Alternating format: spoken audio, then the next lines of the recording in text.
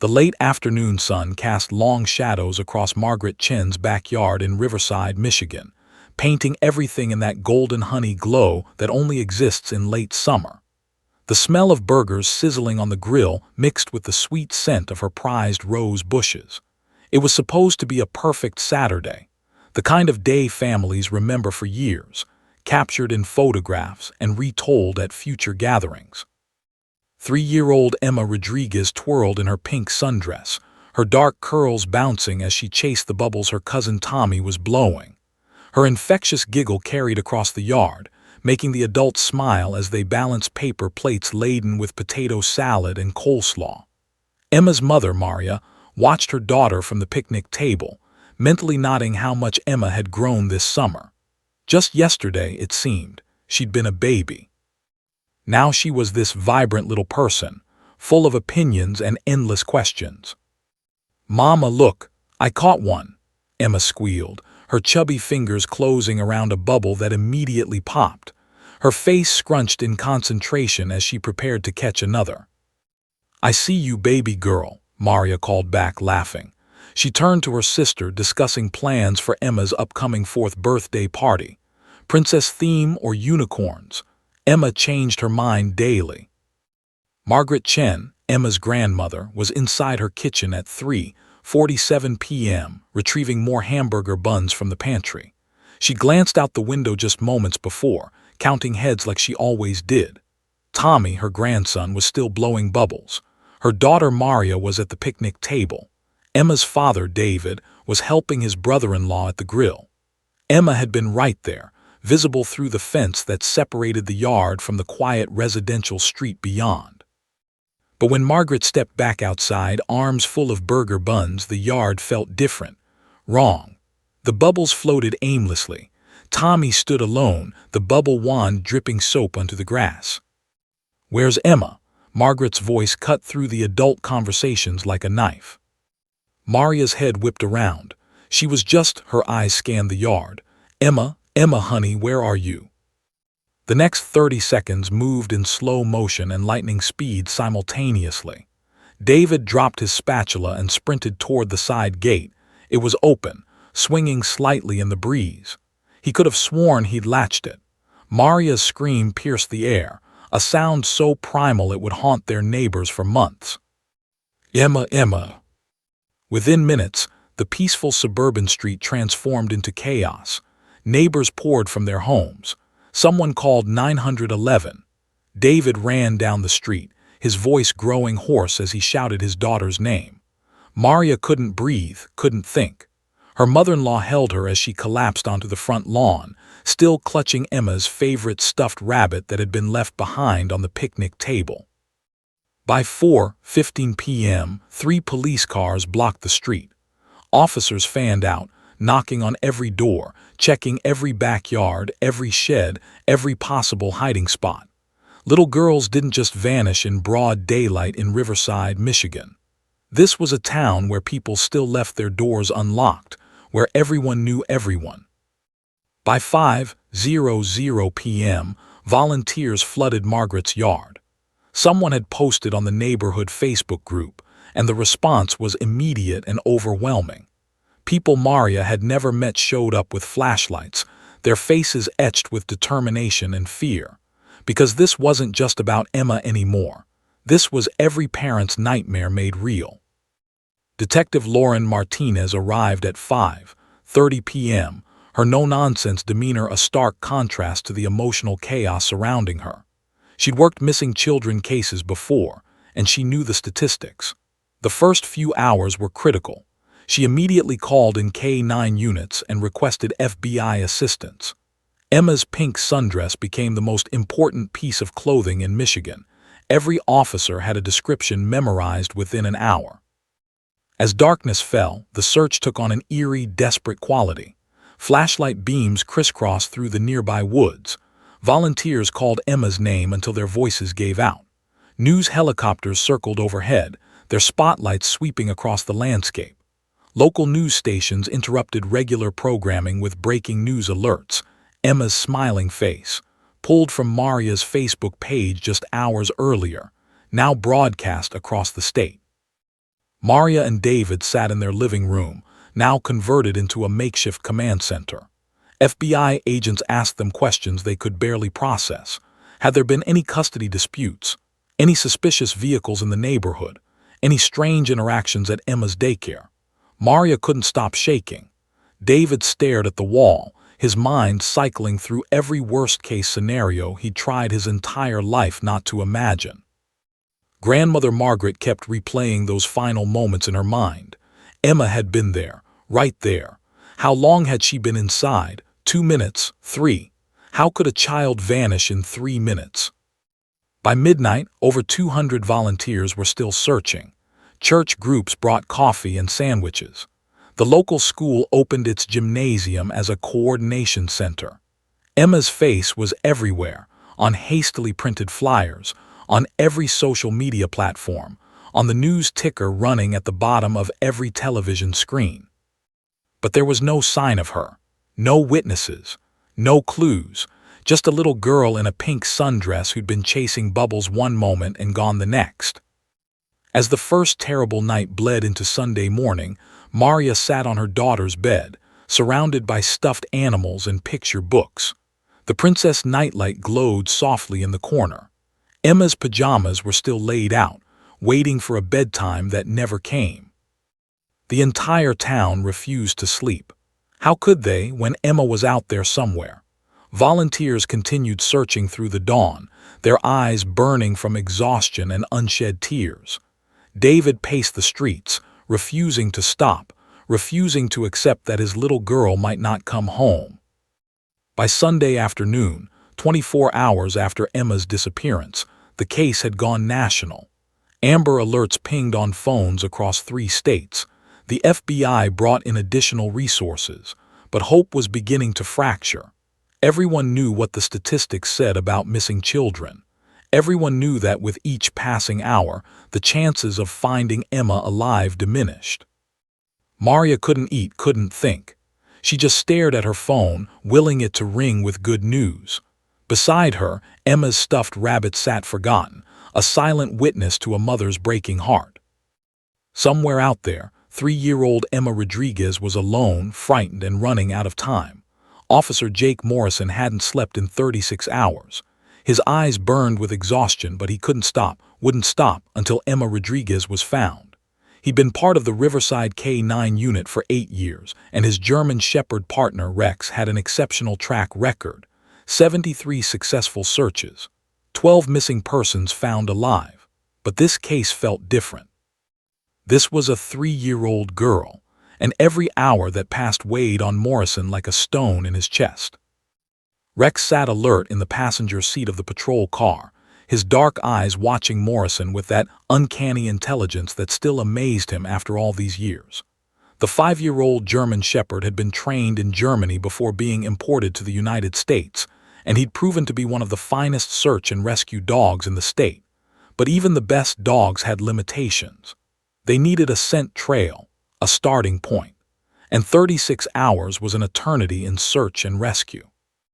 Monday morning broke gray and cold, a sharp contrast to Saturday's warmth. Morrison cruised slowly through the industrial district on Riverside's east side, an area they'd already cleared once on Sunday afternoon.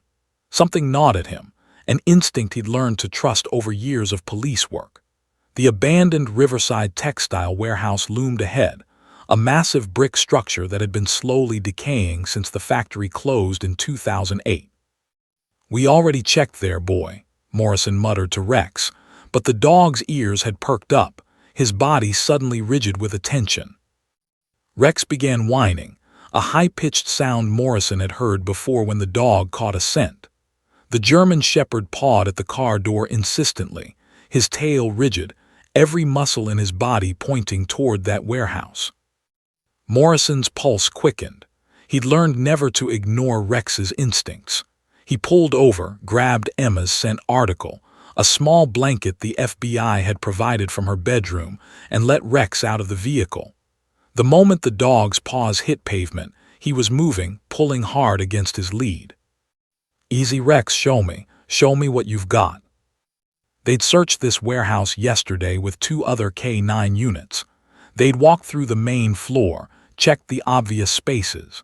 But the building was enormous, a labyrinth of old offices, storage rooms and corridors that twisted into darkness.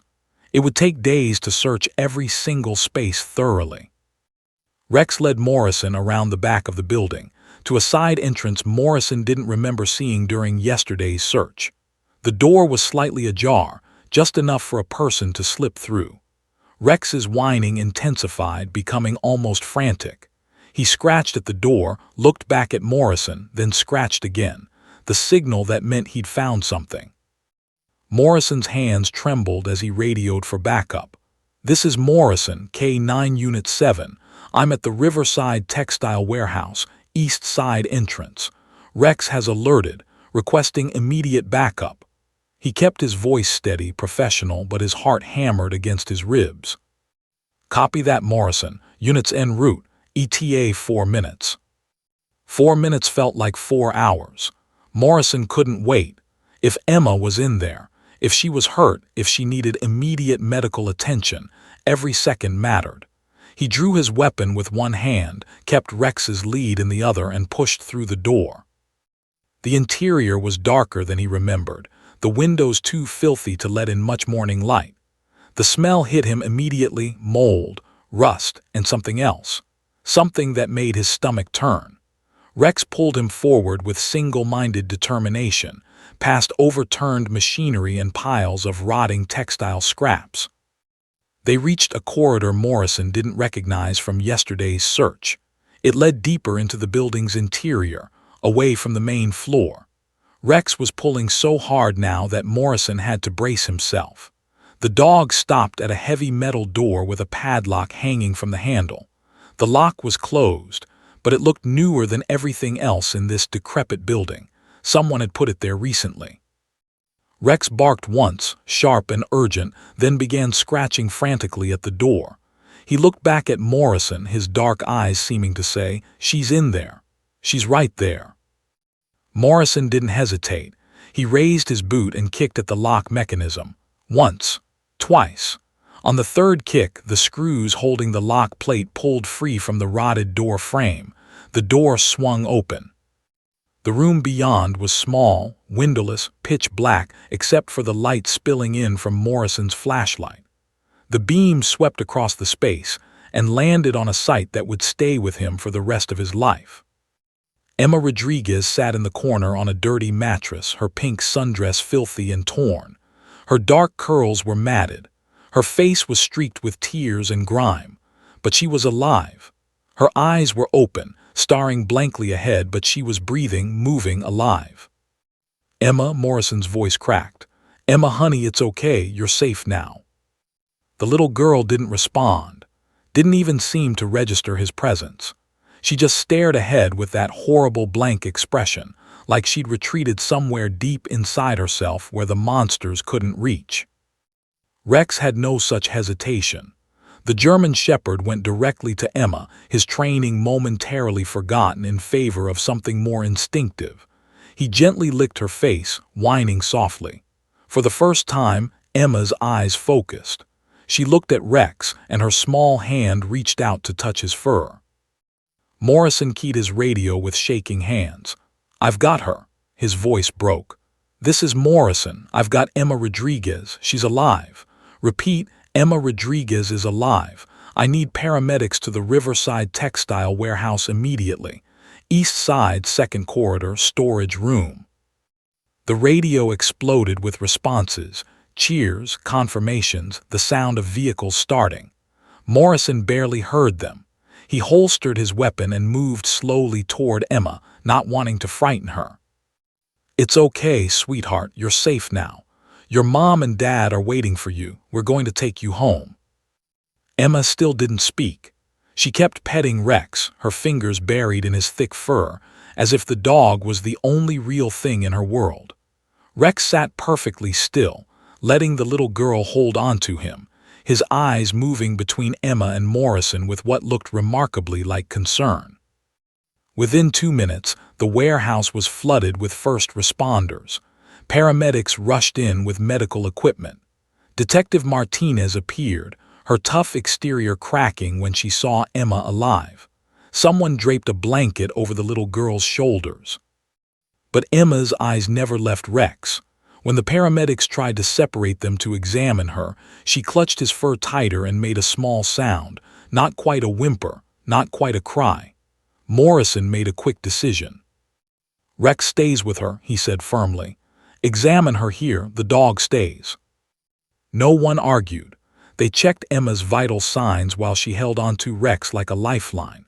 She was dehydrated, exhausted, and clearly traumatized, but physically unharmed. No visible injuries, no signs of assault. Small mercies in a situation that could have been so much worse.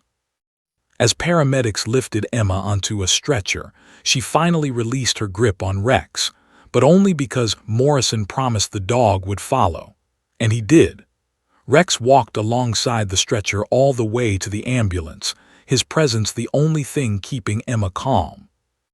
Morrison watched the ambulance pull away, Rex's dark eyes visible through the back window, still watching over the little girl he'd saved.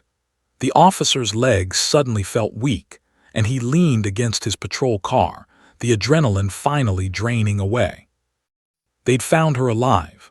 Against all odds, against the terrible statistics, against the darkest possibilities, Emma Rodriguez was alive, and somewhere in this warehouse was evidence that would lead them to whoever had taken her. Detective Martinez appeared at his side, her hand on his shoulder. "Good work, Morrison. You and Rex just gave that family their miracle." But Morrison knew the truth. This wasn't his miracle, it was Rex's. That dog had known. Somehow he'd known exactly where to look. Thomas Hendricks didn't look like a monster. That was the first thing Assistant District Attorney Sarah Chen thought when she saw him in the interrogation room at Riverside Police Department. He looked ordinary, painfully, dangerously ordinary. A 52-year-old man with thinning gray hair, tired eyes behind wire-rimmed glasses, wearing a faded blue work shirt and jeans. He could have been anyone's neighbor, anyone's uncle, anyone sitting next to you at a diner. That ordinariness terrified her more than anything else. Detective Martinez sat across from Hendricks, her face an unreadable mask.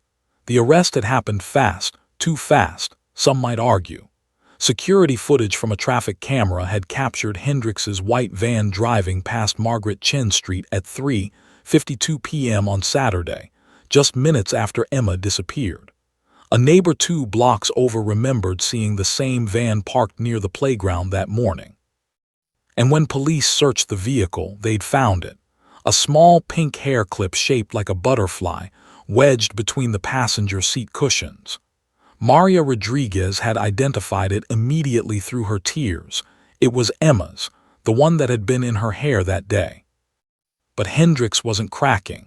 He'd been in that room for 3 hours, and his story never wavered. "I found her," he said for the dozenth time, his voice maddeningly calm. "I was driving home from the hardware store when I saw her wandering by the old highway access road, crying. She was alone. What was I supposed to do? Leave a baby out there by herself?" "So you kidnapped her," Martinez said flatly. "I saved her." Hendricks leaned forward, his handcuffed wrists resting on the metal table. "I didn't know where she lived. She couldn't tell me, she was too upset. I thought about calling the police, but I figured she'd calm down first. I took her to the warehouse where I used to work. It was quiet there, safe. I gave her food, water, kept her comfortable." "In a locked storage room," Chen interjected from her position by the door. "You kept a 3-year-old child locked in a windowless storage room for 36 hours. Hendricks's expression didn't change. "I had to keep her safe. She might have wandered off again, gotten hurt. The warehouse is dangerous, old equipment, broken glass everywhere. That room was the safest place." It was a carefully constructed lie, and Hendricks delivered it with the conviction of someone who'd rehearsed every word. Chen had seen enough criminals to recognize a prepared narrative when she heard one, but recognizing it and proving it were 2 different things entirely. The physical evidence was damning but circumstantial. Yes, Emma's hair clip was in his van. Hendricks claimed she must have dropped it when he picked her up from the roadside. Yes, he'd been seen near Margaret Chen's neighborhood that morning. He lived only 2 miles away. He drove through that area regularly. Yes, he had a criminal record, but it was for check fraud 15 years ago. Nothing violent, nothing involving children. The warehouse provided more evidence. Emma's fingerprints were everywhere in that storage room. Food wrappers matched purchases Hendricks had made at a convenience store Saturday evening, child-friendly items like juice boxes and crackers. But Hendricks had an answer for everything. I bought those things for her after I found her. She was hungry. What kind of person doesn't feed a hungry child? The most damning piece of evidence sat in an evidence bag on Chen's desk, a roll of duct tape found in the storage room, with fibers matching Emma's pink sundress. But even that could be explained away by a skilled defense attorney. And Thomas Hendricks had one of the best.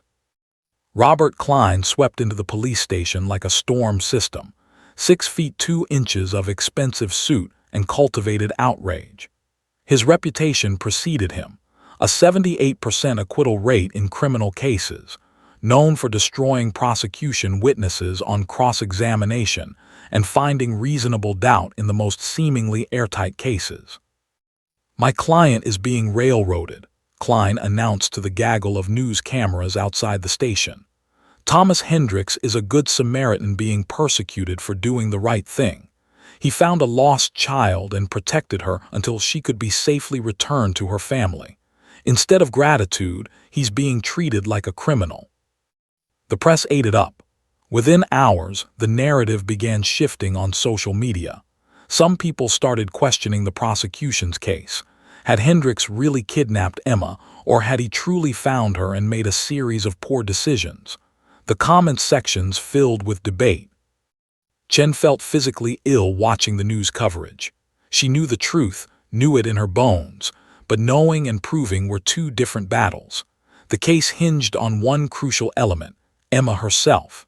Only Emma could tell them what really happened. Only Emma could identify Hendricks as the man who'd taken her from her grandmother's yard. Only Emma could describe what had happened in those 36 hours. But Emma wasn't talking. Dr. Patricia Williams, the child psychologist assigned to Emma's case, delivered the devastating news in Chen's office 3 days after the rescue. "She's experiencing selective mutism triggered by severe trauma. It's the brain's way of protecting itself from overwhelming fear. Some children recover speech within days. Others take weeks, months, or longer." "How much longer?" Chen asked, though she dreaded the answer. Dr. Williams shook her head. "There's no way to know. Pushing her could make it worse. She needs time, safety, and therapy. The trauma has to be processed before the words can come." Time was the one thing Chen didn't have. The preliminary hearing was scheduled for 6 weeks out. Hendricks was being held on $500,000 bail, but Klein was already filing motions to reduce it. Without Emma's testimony, the case was circumstantial at best. A decent defense attorney, and Klein was far better than decent, could create enough reasonable doubt to get an acquittal. Chen spent sleepless nights reviewing every piece of evidence, every witness statement, every possible angle. The security footage showed Hendricks's van in the area, but it didn't show him actually taking Emma. The hair clip proved Emma had been in his vehicle, but not when or how she got there. The purchases at the convenience store showed he'd bought child-friendly items, but that could support his Good Samaritan story just as easily as a kidnapping narrative. The forensics team combed through Hendricks's van and the warehouse storage room. They found Emma's DNA, but again, Hendricks admitted she'd been in those places. What they didn't find was evidence of violence, restraints beyond the locked door, or anything that definitively proved criminal intent versus misguided decision-making. Klein exploited every weakness. He filed motion after motion, challenging the search warrants, the evidence collection, the arrest itself. He gave interviews painting Hendricks as a lonely man who'd lost his job 3 months earlier, who'd been struggling but trying to do the right thing when he found a lost child. "Ladies and gentlemen," Klein said in one televised interview, his voice dripping with righteous indignation, "we're witnessing a rush to judgment. The police needed a suspect, any suspect, to calm public hysteria. Thomas Hendricks was convenient. He was in the wrong place at the wrong time. But being nearby when a child goes missing doesn't make you a kidnapper." The court of public opinion began to waver. Chen could feel the case slipping through her fingers like sand. She visited Emma twice, hoping the little girl might have recovered her voice, but Emma remained silent. She'd hold her mother's hand and stare at visitors with those huge, haunted eyes, but no words came. Maria Rodriguez begged Chen for answers. "He took my baby. I know he did. Why can't you prove it?" That question haunted Chen every night. She had 20 years of prosecutorial experience, had put away murderers, rapists, and violent criminals of every variety. But this case, this seemingly simple kidnapping case, was falling apart before her eyes because the only witness who mattered couldn't speak. Hendricks remained in county jail, confident and calm. He'd started giving jailhouse interviews to sympathetic journalists, always carefully maintaining his story. "I pray for little Emma every day," he said, his voice breaking in all the right places. "I pray she recovers from her ordeal. I wish I'd called the police immediately instead of trying to calm her down first, but I never meant her any harm. Never." Chen watched those interviews and felt rage building in her chest. She knew he was lying. The lock on that storage room door had been new, installed specifically to keep someone imprisoned. The location of the warehouse was too deliberate, too isolated. The timing was too perfect. But without Emma's voice, without her testimony, without those two simple words, "He took me," Klein would create reasonable doubt, and a guilty man would walk free. The preliminary hearing loomed 6 weeks away like an approaching execution. Chen had prosecuted hundreds of cases, but she'd never felt this helpless, this desperate. She needed a miracle. She needed Emma to speak. She needed something, anything, that would give this little girl her voice back and deliver justice for the 36 hours of terror she'd endured. But as the days ticked by, that miracle seemed increasingly impossible. Dr. Patricia Williams had worked with traumatized children for 17 years. She'd seen kids who'd witnessed domestic violence, survived car accidents, endured abuse that made her lose faith in humanity. She'd learned to maintain professional distance, to not take the cases home with her. But Emma Rodriguez was breaking through every wall she'd carefully constructed. The 3-year-old sat in the play therapy room at Riverside Children's Hospital, surrounded by toys designed to help children process trauma. Dolls, puppets, art supplies, sandboxes with miniature figures, all the tools of Dr. Williams's trade. Emma would occasionally pick up a crayon or touch a doll, but her eyes remained distant, her lips sealed shut. It had been 4 weeks since her rescue, and she hadn't spoken a single word. Maria Rodriguez attended every session, sitting in the corner with tissues crumpled in her hands. Watching her daughter exist in this silent prison was destroying her from the inside out. Emma would eat, sleep, even watch her favorite cartoons, but she moved through life like a ghost, present but unreachable. "It's like she's trapped behind glass," Maria whispered to Dr. Williams after one particularly frustrating session. "I can see her, but I can't reach her. My baby is right there, but she's gone." Dr. Williams had tried everything: play therapy, art therapy, music therapy, sand tray work.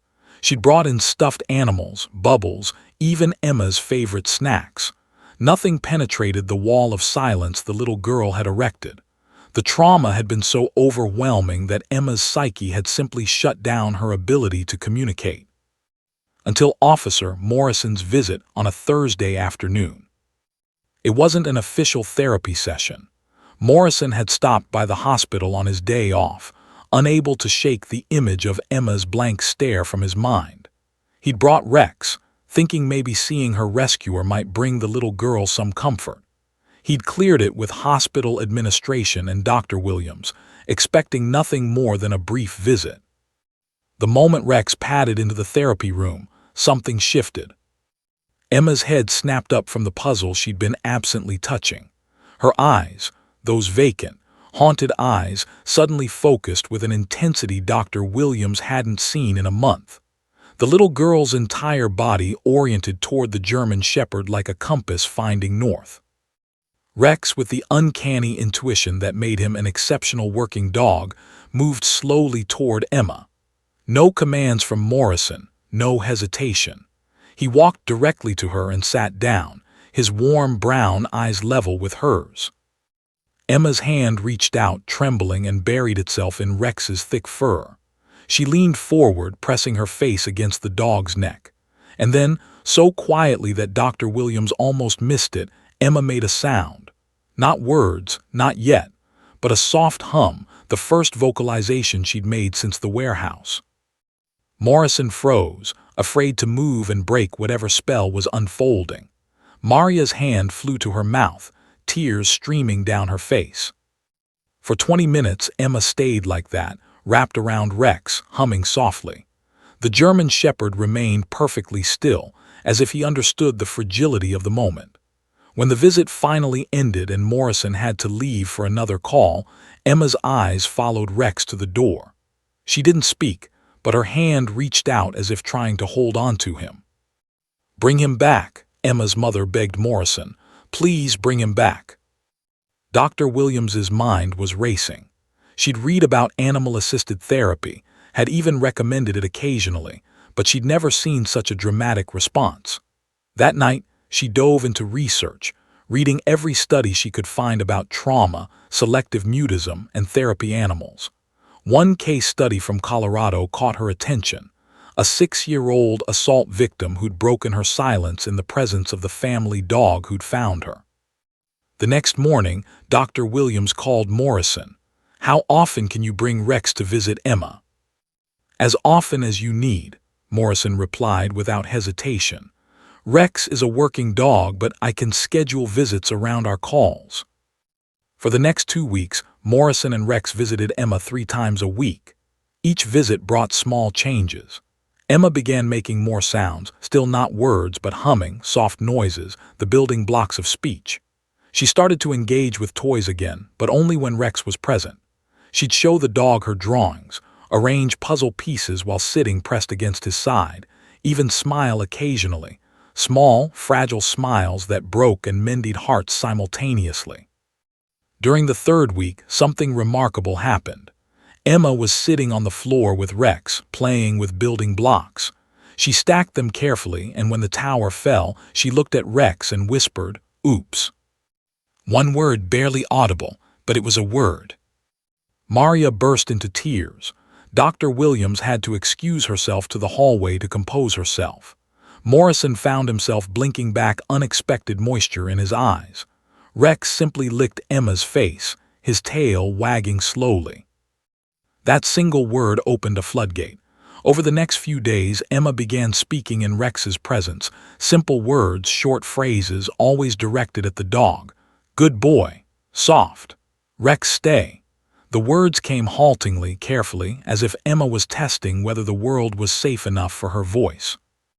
Dr. Williams documented everything meticulously. This wasn't just therapeutic progress. This was potential evidence. And it gave her an idea so unconventional, so unprecedented, that she knew it would face enormous resistance. She called Sarah Chen's office and requested an urgent meeting. Chen arrived at the hospital within an hour, her face haggard from 6 weeks of fighting a losing battle.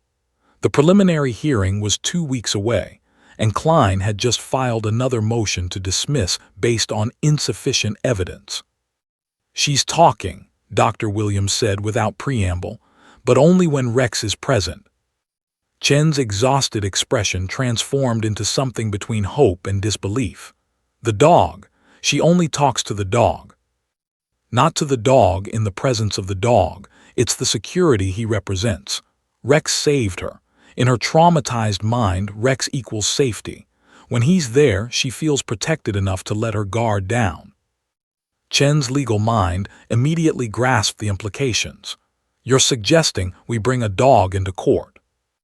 "Not suggesting. I'm telling you, it's the only way Emma will testify. Without Rex, she'll shut down completely. With him, we might be able to get her to speak about what happened."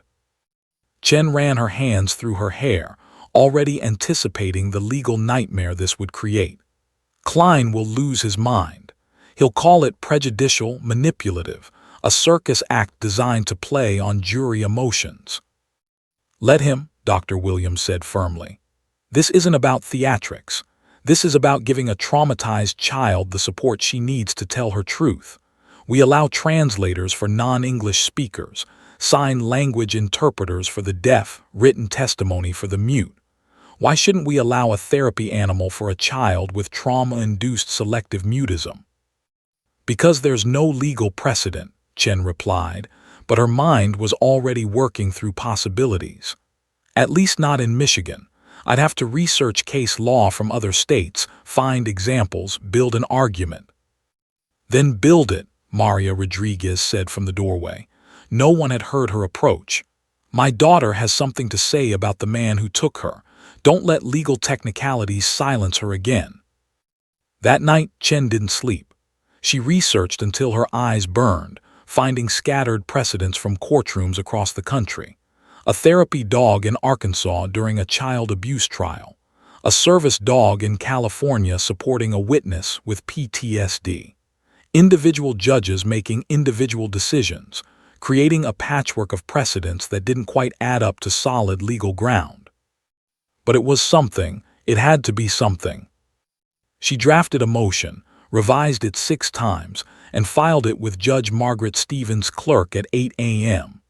The motion requested permission for Emma Rodriguez to testify with the support of a certified facility dog, specifically K9 Rex, present in the courtroom during her testimony.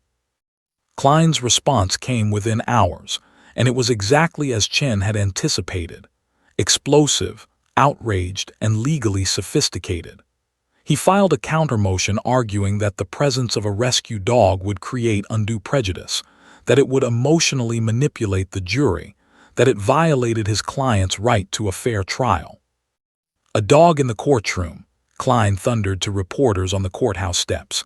"What's next? Balloons? Clowns? This is a court of law, not a petting zoo. The prosecution knows their case is falling apart, so they're resorting to emotional manipulation." Judge Stevens scheduled a hearing for the following Wednesday. She'd review the motions, hear arguments from both sides, and make a decision. Chen knew Stevens' reputation: fair, thoughtful, but deeply traditional. Convincing her to allow this unprecedented request would be the fight of Chen's career. The night before the hearing, Chen visited Emma one last time. The little girl was playing with Rex in the therapy room, showing him a drawing she'd made. It was crude, 3-year-old scribbles, but Chen could make out figures. A little girl, a big dog, and something dark in the corner that made Chen's stomach turn. "Emma," Chen said gently, kneeling down, "would you like to tell people what happened to you? Would you like to help make sure the bad things don't happen again?" Emma looked at her with those enormous brown eyes, then buried her face in Rex's fur. When she finally spoke, her voice was so small Chen barely heard it. "Rex comes too." "I'm trying, sweetheart," Chen promised. "I'm trying so hard." Everything hinged on Judge Stevens' decision. The law, Emma's voice, and justice itself balanced on a knife's edge. Judge Margaret Stevens had presided over the Riverside County Circuit Court for 19 years. She'd sentenced murderers, arbitrated million-dollar civil disputes, and navigated some of the most complex legal waters imaginable. But as she sat in her chambers on Wednesday morning, reading through the motions before her, she felt something she rarely experienced: genuine uncertainty. A dog. They wanted to bring a dog into her courtroom. Stevens was 63 years old, a grandmother of 5, and possessed a reputation for running one of the tightest courtrooms in Michigan. She believed in order, decorum, and the sanctity of legal procedure. She'd once held an attorney in contempt for showing up 7 minutes late. She'd ejected spectators for unwrapping candy too loudly. Her courtroom was a temple of justice, and she was its high priestess. And now they wanted to bring in a German shepherd. She looked at the photographs of Emma Rodriguez spread across her desk. The little girl before the kidnapping, bright-eyed, smiling, full of life. The little girl after, vacant, silent, broken. Stevens had grandchildren Emma's age. She understood, perhaps too well, what this case meant. But personal feelings couldn't cloud legal judgment. That was the first thing they taught you in law school, and it was the hardest lesson to maintain after decades on the bench. Her clerk knocked softly. "They're ready for you, Your Honor." Stevens gathered the files, straightened her robe, and walked into her courtroom. It was packed. Reporters filled the gallery, sketch artists positioned themselves for optimal views, and cameras lined the back wall. This hearing had garnered national attention. Legal scholars from 3 universities had submitted amicus briefs overnight. The decision she made today would set precedent far beyond Riverside, Michigan. Sarah Chen sat at the prosecution table, looking like she hadn't slept in days. Her suit was impeccable, but Stevens could see the exhaustion in her eyes, the desperation. Beside her sat Dr. Patricia Williams and Officer Jake Morrison, who'd left Rex in a holding room as per courtroom rules. Robert Klein commanded the defense table with his usual theatrical presence. He'd worn his most expensive suit, charcoal gray, probably $3,000, and his silver hair was styled perfectly. Thomas Hendricks sat beside him, looking small and nervous, playing his role as the persecuted innocent man to perfection. "All rise," the bailiff announced, though everyone was already standing. Stevens took her seat, surveying the courtroom with the practiced eye of someone who'd done this thousands of times. "Be seated. We're here on the matter of the People versus Thomas Hendricks, specifically regarding the prosecution's motion to allow a certified facility dog to be present during the testimony of a minor witness. Ms. Chen, you may proceed." Chen stood, her voice steady despite the stakes. "Your Honor, this motion isn't about sympathy or manipulation. It's about access to justice. Emma Rodriguez is 3 years old. She survived a traumatic kidnapping that left her with selective mutism, a recognized psychological condition where trauma renders a person unable to speak. For 5 weeks, Emma was completely silent. Every therapeutic intervention failed." She pulled out a folder of documents. Then Officer Morrison brought his K-9 partner Rex to visit Emma. Within 2 visits, Emma began vocalizing. Within a week, she spoke her first word in over a month. Rex represents safety to Emma. He's the one who found her, who stayed with her during her rescue.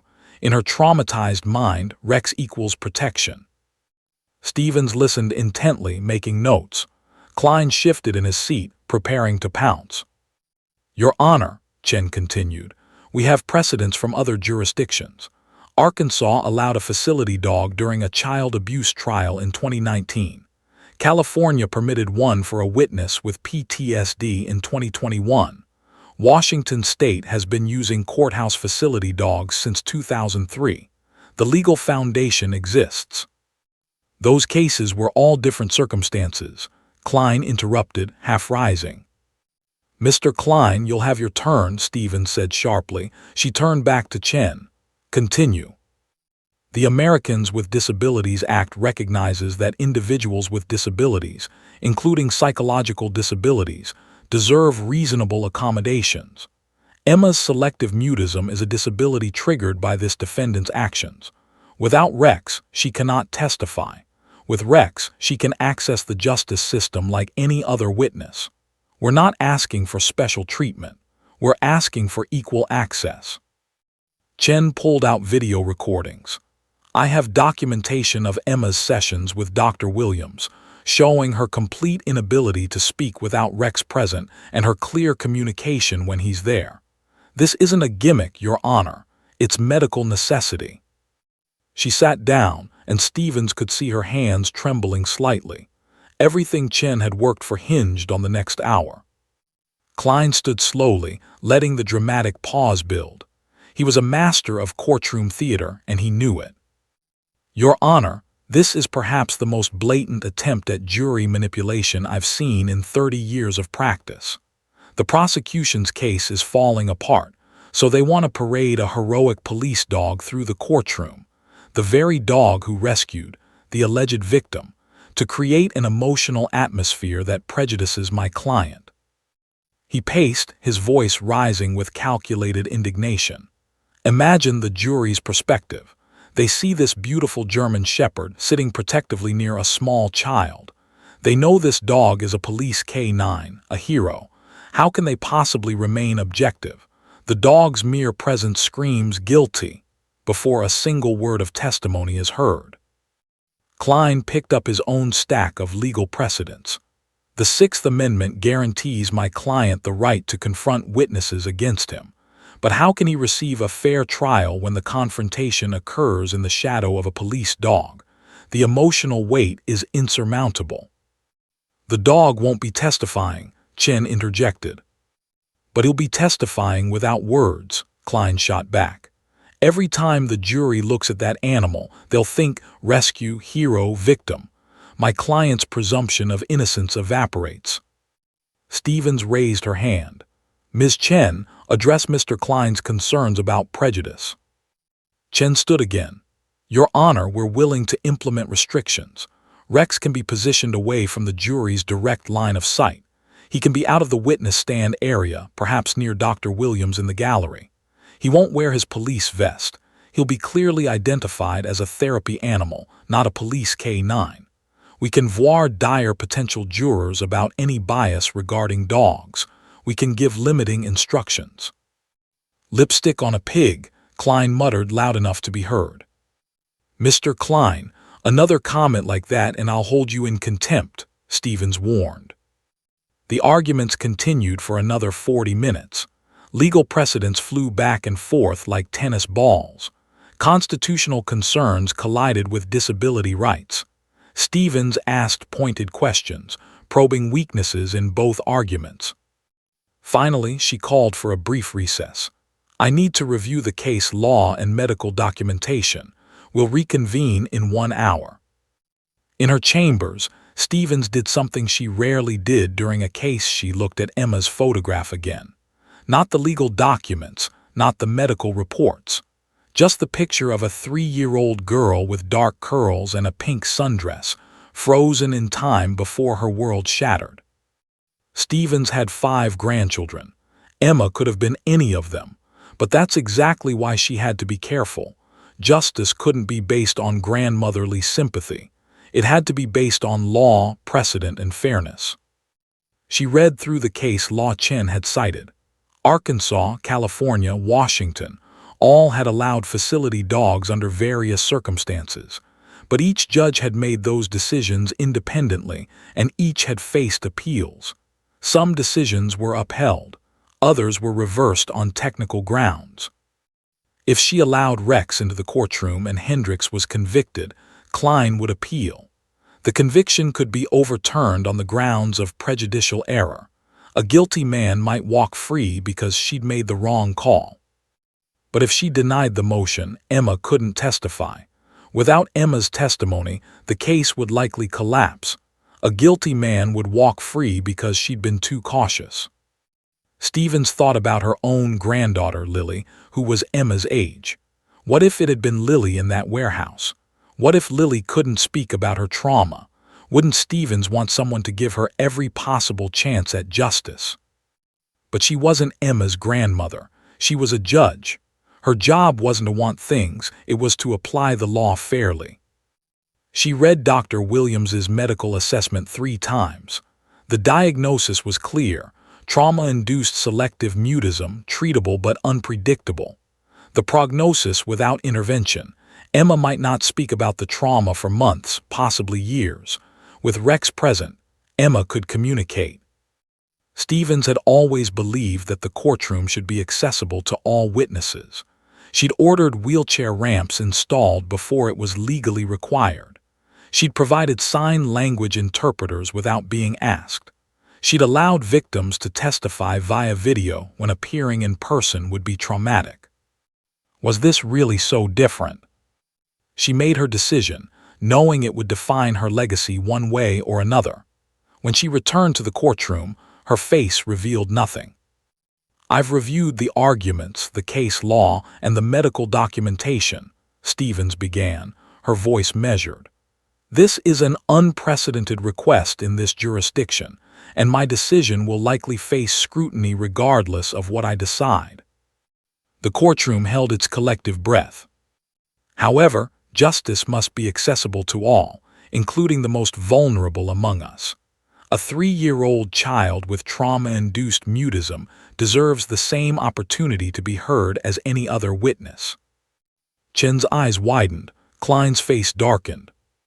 "I will allow the certified facility dog, Rex, to be present during Emma Rodriguez's testimony, subject to strict conditions." The courtroom felt different on that cold November morning. The air was thick with anticipation, charged with an electricity that made even the most seasoned court reporters sit a little straighter in their seats. Outside, freezing rain pelted the windows, creating a rhythmic backdrop to what everyone knew would be the most crucial testimony of the trial. Emma Rodriguez arrived at 9:45 a.m., 15 minutes before the session was scheduled to begin. Maria held her daughter's hand so tightly her knuckles were white. Emma wore a purple velvet dress her mother had spent an hour selecting that morning, something pretty but not too fancy, innocent but not theatrical. Every detail mattered. Every detail would be scrutinized. The little girl's eyes were wide, darting around the courthouse hallways with barely concealed fear. She'd never been in a place like this, all marble and wood and echoing voices. It must have felt like a cathedral, vast and intimidating, filled with strangers in dark suits who spoke in hushed, serious tones. Sarah Chen knelt down to Emma's level in the hallway outside the courtroom. "Remember what Dr. Williams told you. You just tell the truth. Rex will be right there and your mama will be close by. You're so brave, Emma, so brave." Emma didn't respond, but she squeezed her mother's hand tighter.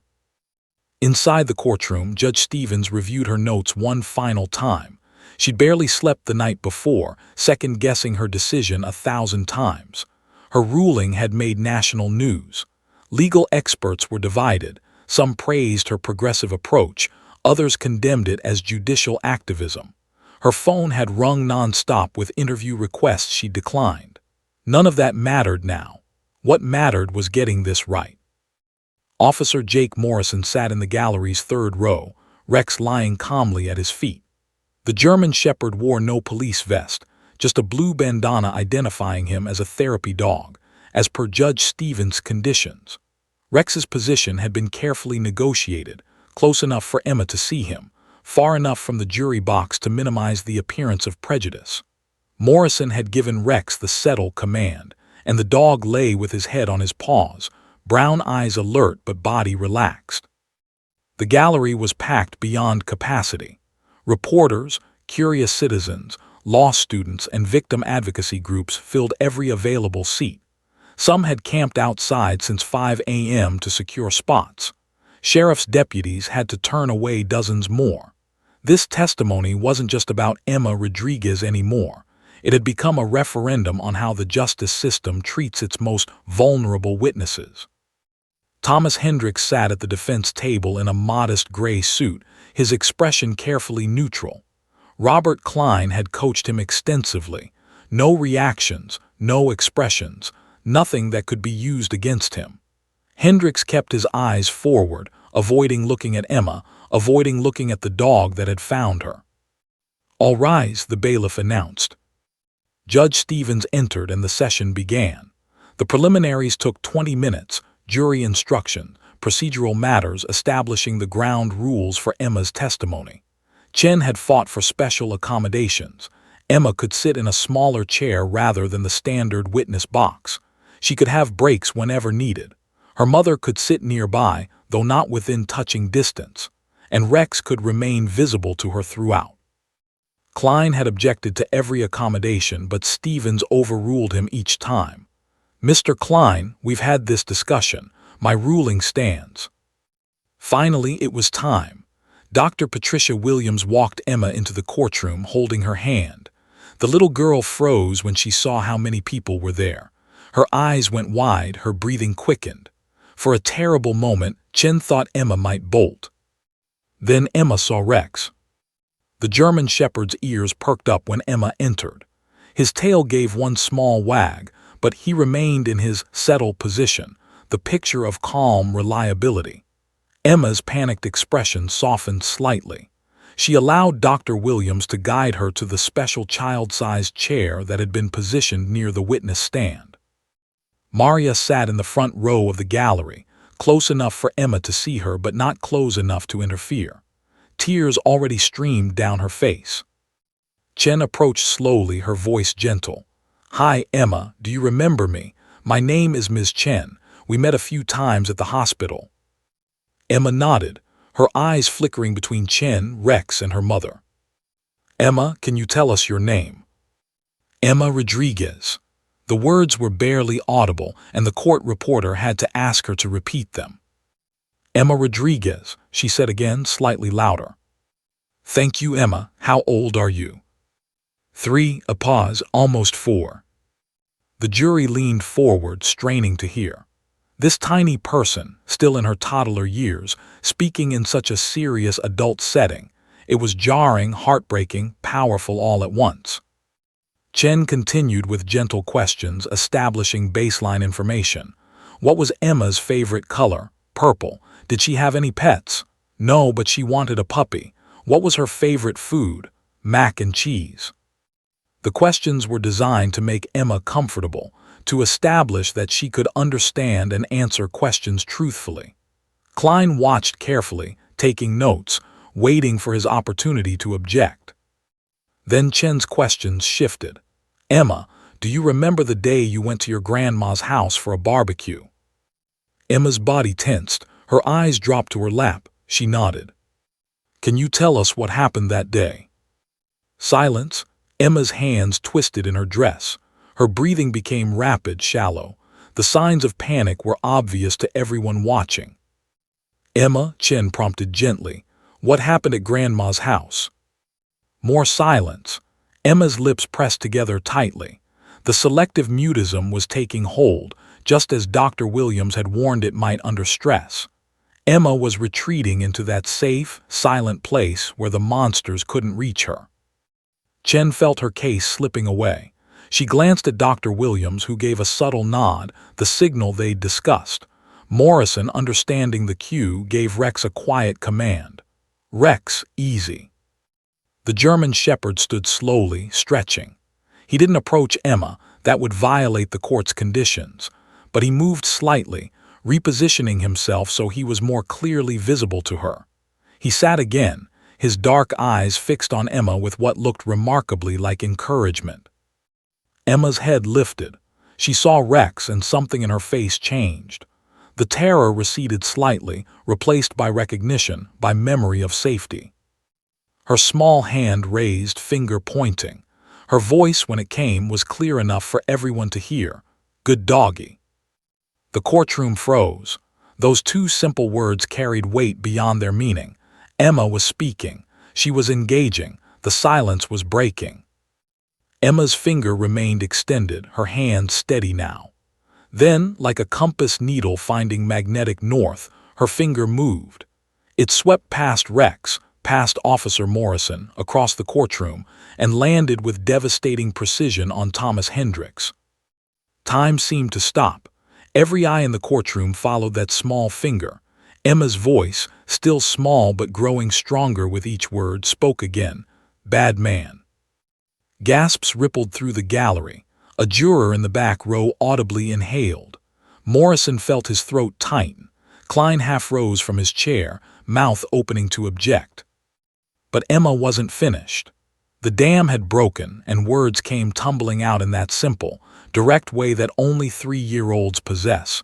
Words too honest to be coached, too specific to be fabricated. "He took me, he said he had puppies, I wanted to see puppies." Her voice trembled but didn't stop. "He put me in his car, it was dark. I was scared. I called for Mama, but Mama didn't come." Maria Rodriguez sobbed openly now, her hand pressed against her mouth. Several jurors wiped their eyes. Even the court reporter's hands shook as she transcribed the testimony. He took me to the dark room. It smelled yucky. No windows. I wanted to go home. Emma's eyes never left Hendricks now, and the man who'd maintained such careful composure for weeks looked like he might be sick. I was scared of the dark. I wanted my mama.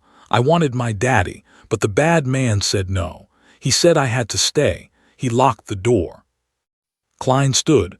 Your Honor, I object. This testimony is overruled, Stevens said sharply, her voice catching slightly. The witness may continue. Emma's testimony continued for another 15 minutes, her 3-year-old vocabulary painting a picture more damning than any forensic evidence. She described Hendricks's scarred hand, details she couldn't have known unless she'd seen it. She remembered the snake tattoo on his arm that he'd kept hidden under long sleeves during court appearances. She recalled that he'd brought her juice boxes, apple flavor, her least favorite, and crackers that tasted like paper. Every detail matched the evidence. Every word corroborated what investigators had found. And most damning of all, she described how Hendricks had told her that if she tried to leave, monsters would get her. By the time Chen said, "No further questions," there wasn't a dry eye in the courtroom. Even the bailiff, a 20-year veteran who'd seen everything, had to turn away. Klein approached for cross-examination, but what could he say? How could he challenge a 3-year-old who just relived her nightmare in front of 50 strangers? He asked 2 gentle questions. Are you sure it was dark outside when he took you? And did anyone tell you what to say today? Received clear answers to both, and wisely sat down. Emma was excused. Dr. Williams walked her out of the courtroom, and as they passed Rex, Emma reached down to pat his head once more. Good doggy, she whispered again. The German shepherd's tail wagged, and Officer Morrison could have sworn the dog understood exactly what role he just played in the administration of justice. The prosecution rested 30 minutes after Emma left the courtroom. What more needed to be said? That little girl's testimony had accomplished what weeks of forensic evidence and expert witnesses couldn't. She'd torn through Thomas Hendricks's carefully constructed lies with the devastating honesty only a 3-year-old could deliver. Robert Klein knew he was drowning. 28 years of defense work had taught him to read juries, and what he saw in their faces terrified him. The 2 mothers on the jury openly wept during Emma's testimony. The retired teacher in seat 5 had stared at Hendricks with undisguised revulsion. Even the stoic engineer in seat 3, the juror Klein had counted on as his rational anchor, looked shaken. Klein was a professional. He had a job to do, and he would do it until the bitter end. Over the next day and a half, he presented his defense.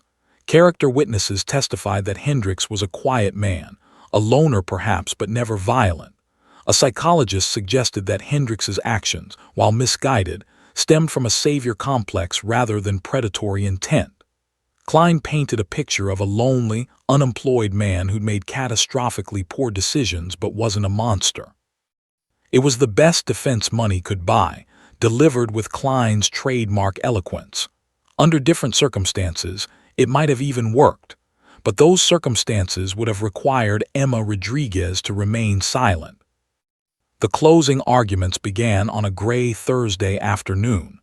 Klein went first, as was procedure. He stood before the jury, his expensive suit immaculate, his voice measured and reasonable. Ladies and gentlemen, what happened to Emma Rodriguez was terrible. I'm not disputing that. A child was taken from her family, kept away from them for 36 hours and traumatized. Those facts are not in question.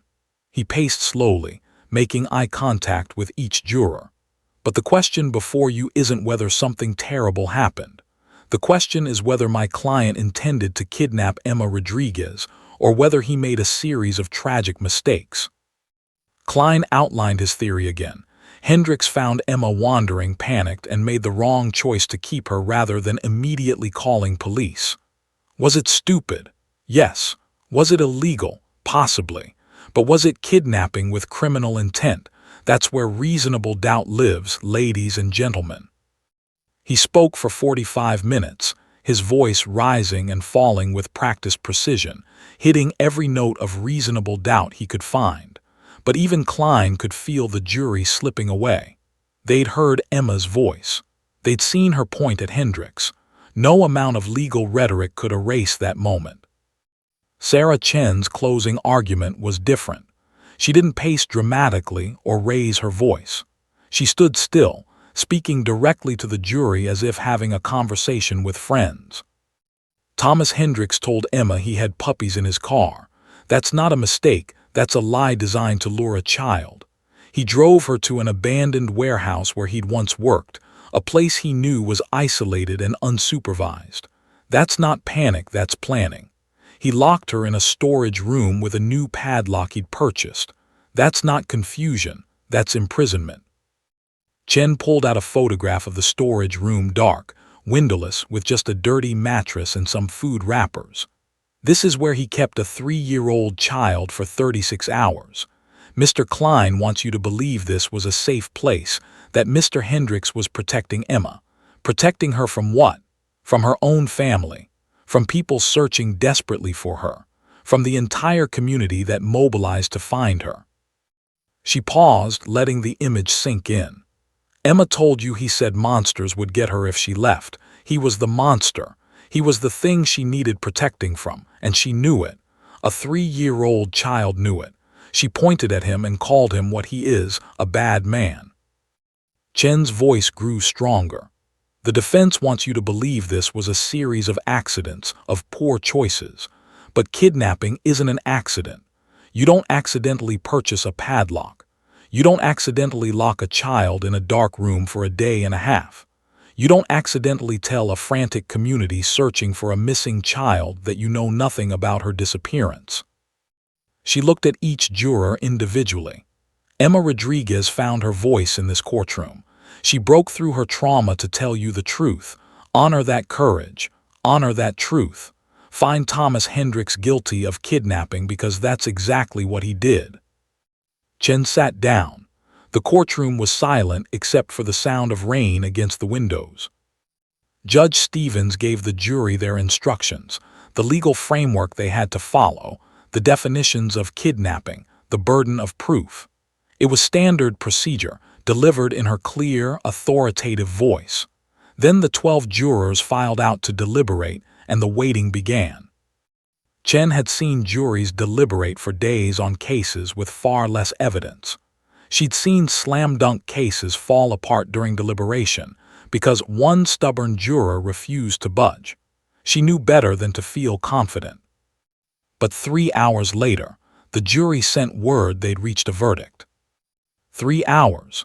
It was shockingly fast, and Chen's heart raced as the courtroom reassembled. Quick verdicts could go either way. Either the evidence was overwhelming, or the jury had found fatal flaws in the prosecution's case. Thomas Hendricks was brought back to the defense table.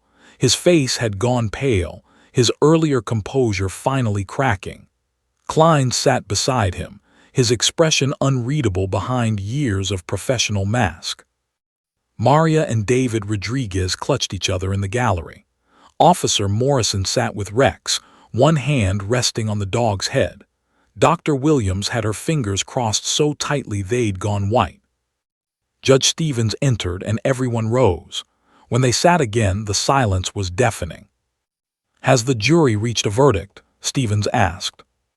The jury foreman, a middle-aged accountant, stood. His hands trembled slightly as he held the verdict form. "We have, Your Honor." "What say you?" The foreman cleared his throat. Time seemed to stretch, each second lasting an eternity. "In the matter of the People versus Thomas Hendricks on the charge of kidnapping in the first degree, we find the defendant." He paused, and Chen's heart stopped. "Guilty." The courtroom erupted. Maria Rodriguez collapsed against her husband, sobbing. Several jurors wiped their eyes openly now that their duty was complete. Reporters scrambled for their phones. Klein closed his eyes briefly, his first show of genuine emotion. Thomas Hendricks made a sound, something between a gasp and a moan. His hands gripped the table, knuckles white. For the first time since his arrest, the mask fell away completely, and everyone could see what he really was. Not a misguided Good Samaritan, but a predator who'd been caught. Judge Stevens gavelled for order, but it took several minutes for the chaos to subside. When calm finally returned, she addressed Hendricks directly. "Mr. Hendricks, you have been found guilty by a jury of your peers. Sentencing will be scheduled for 2 weeks from today. Until then, you will remain in custody without bail. This court is adjourned." As deputies led Hendricks away, no longer a defendant but a convicted felon, he looked back once at the gallery. His eyes found Officer Morrison and Rex. The dog stared back, brown eyes steady and unwavering, as if to say, "I found her. I saved her, and I'd do it again." Outside the courthouse, rain had turned to sleet, but no one seemed to notice. Maria Rodriguez stood on the steps, surrounded by reporters, barely able to speak through her tears. "Thank you," she managed. "Thank you to everyone who searched for Emma, who believed in her, who gave her the chance to tell her truth. Thank you to Officer Morrison and Rex. You didn't just save my daughter's life, you saved her voice." Chen stood beside her, exhausted but triumphant. This case had aged her, tested her, pushed her to the very edge of her abilities, but they'd won. Justice had been served. 2 weeks later, Thomas Hendricks was sentenced to 25 years in prison without possibility of parole.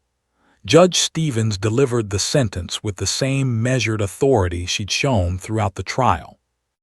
"Mr. Hendricks, you stole 36 hours from Emma Rodriguez. In the process, you stole her sense of safety, her ability to trust, and her innocence. No sentence I impose can restore what you took, but it can ensure you never have the opportunity to harm another child. 25 years. The gavel fell with a finality that echoed through the courtroom, and in a way, through legal systems across the country. Emma's case was over, but its impact was just beginning. 6 months after Thomas Hendricks was led away in handcuffs to begin his 25-year sentence, Emma Rodriguez sat in her backyard blowing bubbles. The late spring sunshine warmed her face as she giggled, chasing the iridescent spheres across the grass. To a casual observer, she looked like any other 4-year-old, carefree, joyful, innocent. But Maria Rodriguez knew better. She watched from the porch, her heart both full and fractured. Emma had come so far, but the journey to healing was long and winding. There were still nightmares some nights. There were still moments when her daughter would freeze at the sight of a white van or refuse to go into dark rooms. The trauma hadn't disappeared with Hendricks's conviction. It had just become manageable. Dr. Patricia Williams continued seeing Emma weekly, though now the sessions felt more like play dates than therapy. Emma talked freely now, her selective mutism a thing of the past. She spoke about school, about her friends, about wanting a puppy, just like Rex. The little girl who'd been silenced by trauma had found her voice again, and she used it constantly, asking the endless questions that 4-year-olds ask about everything. "Why is the sky blue, Mama? Where do butterflies sleep? Can dogs have dreams?" Each question was a small miracle. But the real miracle, the one that extended far beyond Emma's personal healing, was happening 90 miles away at the state capitol in Lansing, Michigan. Representative Catherine Walsh stood at the podium in the House chamber, holding a photograph of Emma Rodriguez and Rex. "Ladies and gentlemen, I present House Bill 2847, which we're calling Rex's Law. This legislation would establish standards and procedures for allowing certified facility dogs to accompany traumatized witnesses, particularly children, in Michigan courtrooms." The bill had been inspired directly by Emma's case.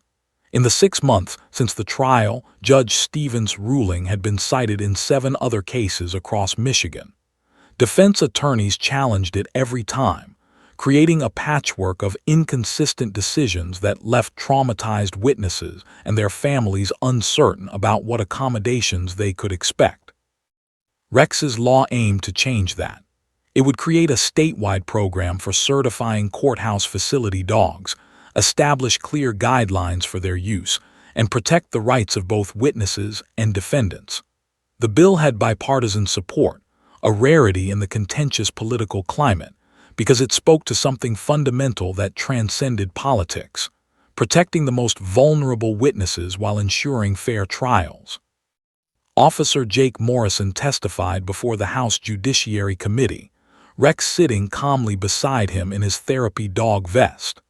Morrison described finding Emma, the transformation in her behavior when Rex was present, and the crucial role the dog had played in bringing a predator to justice. Rex isn't magic, Morrison told the legislators, but he represents safety to traumatized individuals. He's steady, calm, non-judgmental. When words fail, when trauma locks someone in silence, sometimes an animal can build the bridge back to communication. Emma couldn't tell her story without Rex there. How many other victims are out there, unable to speak their truth because they don't have that bridge? The committee was moved. Representatives asked thoughtful questions about training standards, about how to prevent prejudice, about costs and implementation.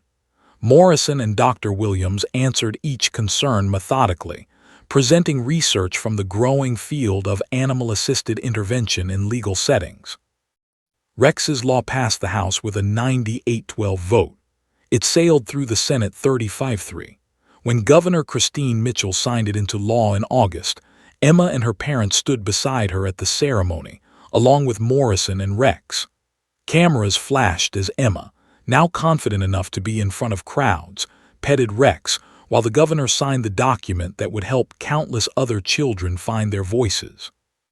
"This law is named after a hero," Governor Mitchell said, smiling at the German shepherd who sat perfectly still despite the chaos around him.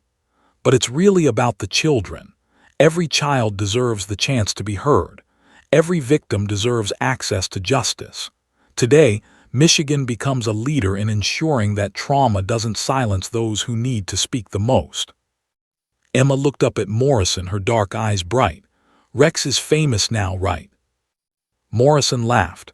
"Yeah, kid, he's famous, but he's still the same good doggy you met in that warehouse." "The best doggy," Emma corrected seriously, and everyone laughed. But Rex's impact extended beyond Michigan's borders. Legal journals published articles analyzing Emma's case. Law schools added it to their curricula as an example of innovative approaches to witness accommodation. Victim advocacy groups across the country began pushing for similar legislation in their states. Within 2 years, 17 states had passed their own versions of Rex's law. Courthouse facility dog programs sprouted up nationwide. Dogs like Rex, carefully selected, extensively trained, and expertly handled, became part of the justice system infrastructure, helping traumatized witnesses navigate the terrifying process of testifying. The research backed up what Emma's case had demonstrated. Facility dogs reduced witness anxiety, improved testimony accuracy, and helped vulnerable individuals access the justice system without compromising defendants' rights. When implemented properly, with clear guidelines and protections, it worked. Officer Morrison and Rex became pioneers in the field. They were invited to conferences, featured in documentaries, profiled in magazines. But Morrison never let the attention go to his head or to Rex's. They continued their work quietly and professionally, showing up at the Riverside Courthouse whenever a traumatized witness needed support. In the 3 years following Emma's testimony, Rex assisted with 37 cases. 37 witnesses, mostly children, but also adults with PTSD, developmental disabilities, or trauma-induced communication difficulties, found their voices with Rex's steady presence beside them. 37 times, justice was served because a German shepherd made a courtroom feel safe enough for truth to emerge. Emma's own healing continued in fits and starts. She started kindergarten, made friends, learned to ride a bike. Her parents remained vigilant, perhaps overprotective, though no one could blame them. They installed security cameras around their house. David walked Emma to and from school every day, even though it was only 2 blocks. Maria still had nightmares sometimes, waking in a panic until she could check Emma's room and confirm her daughter was safe. But slowly, life returned to something resembling normal. Not the same normal as before. That innocence was gone forever. but a new normal built on resilience and hope. On Emma's 7th birthday, 3 years after her ordeal, she asked for one specific present: to see Rex again. Morrison brought the now 8-year-old German Shepherd to the party, and Emma spent an hour showing him her room, her toys, her artwork. She'd drawn pictures of Rex dozens of times, always depicted as impossibly large, protecting a small girl from shadowy figures. "When I grow up, I'm going to be a police officer," Emma announced to Morrison with absolute conviction. "And I'm going to have a dog just like Rex, and we're going to save kids who are scared." Morrison felt his throat tighten. "That sounds like a great plan, Emma." "Not just great," she said seriously. "Important, because sometimes kids can't use their words, but dogs help. Rex helped me." She was right. Rex had helped her. And in helping Emma, Rex had helped transform the justice system, creating pathways for countless other traumatized witnesses to tell their truths. As Morrison drove away from the party that day, Rex sleeping contentedly in the passenger seat, he thought about the strange journey that had brought them here. A missing 3-year-old in a pink sundress, an abandoned warehouse, a locked door, and a German Shepherd whose instincts and training had led to not just a rescue, but a revolution in how courts treat their most vulnerable witnesses. Rex would retire in a few years. K-9 officers didn't work forever. But his legacy would live on in courtrooms across the country, in laws bearing his name, and in the voices of witnesses who'd been given the chance to speak their truths. Most of all, Rex's legacy lived in Emma Rodriguez, who'd survived the unthinkable and emerged not broken, but brave. A little girl who'd been silenced by trauma but found her voice again, and in doing so, helped countless others find theirs. On quiet nights, when Emma had nightmares about dark rooms and bad men, Maria would sit on the edge of her daughter's bed and remind her, "Rex found you. The good doggy saved you, and you were so brave that you helped save other kids too." And Emma, clutching her stuffed German Shepherd, a gift from Morrison, would smile and drift back to sleep, safe in the knowledge that monsters could be defeated, that voices could be found, and that sometimes heroes have 4 legs and a loyal heart. Justice had been served, healing had begun, and one remarkable dog had changed the world, one testimony at a time. Epilogue.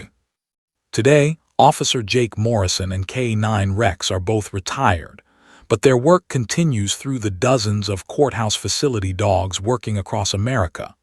Emma Rodriguez is now 10 years old, thriving in school, and still determined to become a police officer someday. Thomas Hendricks remains incarcerated, with his earliest possible release date in 2048. And Rex's law has been adopted in 32 states and counting, ensuring that traumatized witnesses, especially children, have access to the support they need to speak their truth in court. Because of one brave little girl, one dedicated officer, and one extraordinary dog, the justice system became a little more just, a little more compassionate, and a lot more accessible to those who need it most. This story, while fictionalized, is inspired by real cases across America where facility dogs have helped traumatized witnesses testify in court. Their impact on the justice system continues to grow, one witness and one voice at a time.